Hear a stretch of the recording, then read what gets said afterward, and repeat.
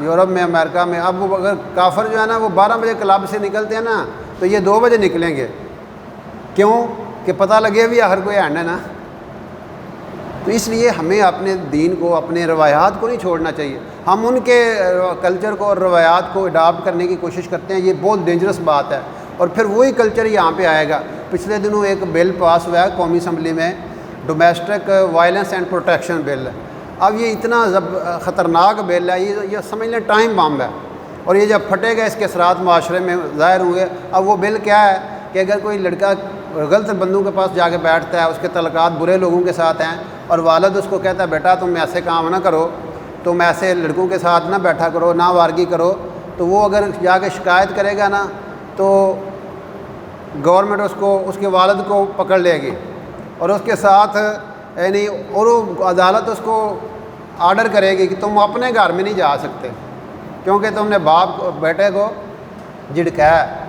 اب بیٹی اگر غلط جگہ پہ بیٹھتی ہے، غلط لوگوں کے ساتھ اس کے تعلق ہیں، اب باپ اس کو کہتا ہے، یا عورت صرف اپنے خامن سے یہی کہہ دیتا ہے نا، عورت بندہ اپنی بیوی سے یہ کہہ ہی دیتا ہے کہ میرا کیا حال، میں شادی نہ دوسری کر لوں۔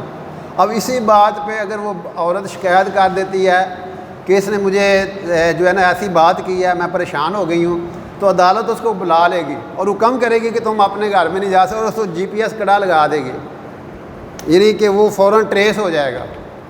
یعنی بالکل وہ قانون جو یورپ میں ہے، آپ نے سنا ہوگا کہ وہاں پہ اگر کوئی بچہ شکایت کرتا ہے نا میرے پیو نے میں ماریا ہے یا کوئی ایسے، وہ فوراً پولیس میں فون کرتا ہے، پیو نے پھاڑ کے لے آ جاندے نا۔ تو یہ معاملہ یعنی ہم اب اس میں ساری پارٹیاں، بڑی بڑی جو پارٹیاں ہیں نا وہ اکٹھی ہو جاتی ہیں۔ جب کوئی اصلاحی بل ہوتا ہے، جب کوئی اچھی چیز ہوتی ہے، اس میں پارٹیاں مخالف ہو جاتی ہیں۔ اب قومی اسمبلی میں 3 جو بڑی پارٹیاں ہیں ان سب نے سپورٹ کر دیا کہ جی واقعی یہ بل ہونا چاہیے، اور انہوں نے بل پاس بھی کر لیا۔ تو یہ بڑی خطرے والی بات ہے، ہم ان کو نہ دیکھیں۔ اور کیا اقبال نے کہا کہ خاص ہے ترکیب میں قوم رسول ہاشمی، اپنی ملت پر قیاس اقوام مغرب سے نہ کر، خاص ہے ترکیب میں قوم رسول ہاشمی، کہ نہیں ہم اپنے آپ کو غیر قوموں کے ساتھ کمپیئر نہ کریں، بلکہ ہم دیکھیں کہ ہمارے رسول پاک علیہ الصلوۃ والسلام نے ہمیں جو طریقہ زندگی گزارنے کی دی ہے ہم اس کو فالو کریں گے۔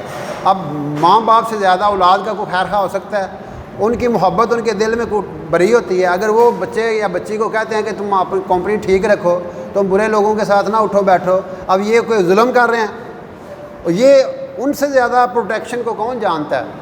لیکن ایسے بل لا کے ہمارے جو بڑے ہیں وہ پتہ نہیں کس کو خوش کرنا چاہتے ہیں۔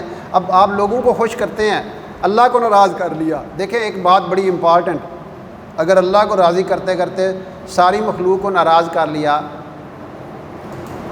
اگر اللہ کو راضی کرتے کرتے ساری مخلوق کو ناراض کر لیا تو اللہ اس چیز پہ قادر ہے کہ تمہاری صلح کرا دے ان سے۔ لیکن اگر مخلوق کو راضی کرتے کرتے اللہ کو ناراض کر لیا تو ساری مخلوق بھی صلح نہیں کرا سکتی اللہ تعالیٰ کے ساتھ۔ اس لیے ہمیں اللہ کو راضی کرنا ہے۔ مت دیکھیں یورپ والے ہم سے کیا چاہتے ہیں، مغرب والے ہم سے کیا چاہتے ہیں، غیر کیا ہم سے چاہتے ہیں۔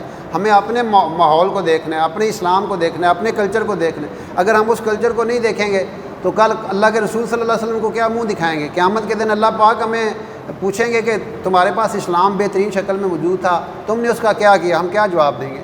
اس لیے یہ بڑی امپورٹنٹ بات ہے، اس کی ہمیں جو ہے نا وہ فکر کرنی چاہیے اور اپنی زندگی کے رخ کو بدلنا چاہیے۔ زندگی کے رخ کو بدل لیں گے، اللہ اور اللہ کے رسول کی راہوں پہ چلیں گے نا، اس میں ہمارا دنیا کا بھی فائدہ ہے، آخرت